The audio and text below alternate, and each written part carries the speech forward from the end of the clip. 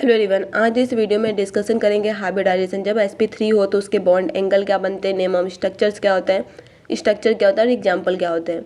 तो hybridisation sp3 का मतलब होता है या फिर 2 सिग्मा बॉन्ड 2 लोन पेयर हो, या फिर 1 सिग्मा बॉन्ड 3 लोन पेयर हो, या फिर क्या होती है 3 सिग्मा बॉन्ड क्या होती है 1 लोन पेयर हो।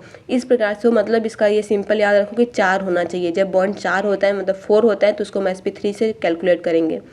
बॉन्ड एंगल जो होती है वह 1 क्या होती है 09 का होता है, मतलब 109 का होता है, और 28 का होता है।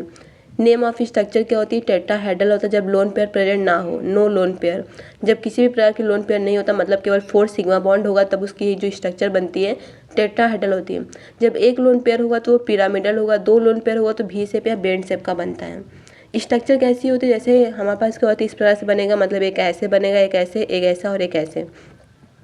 एग्जाम्पल जैसे NH3 होता है पिरामिडल शेप का। पिरामिडल शेप बोला कि जब एक लोन पेयर हो तब उसको पिरामिडल बोलते हैं। जैसे देखो NHHH, ये पॉसिबल नहीं होता। ऐसा क्यों नहीं होता? क्योंकि बॉन्ड और लोन पेयर के कारण ये जो बॉन्ड होती है वो क्या होती है, थोड़ा सा नीचे हो जाता है। तो यहाँ पर N था, N पर एक लोन पेयर था HHH। अब देखो इस लोन पेयर और बॉन्ड पेयर के कारण ये जो बॉन्ड होती है वह 109 से घट कर 107 हो जाता है। तो ये याद रखना बहुत इंपॉर्टेंट है NH3 का, कि इस पर क्या होती है लोन पेयर और क्या होती है बॉन्ड पेयर पर क्या होती है जो बल लगता है, मतलब जो फोर्स लगती है लोन पेयर और बॉन्ड पेयर के बीच, वो क्या होती है 109 से घट कर क्या होती है 107 का हो जाता है। Thank you for watching this video.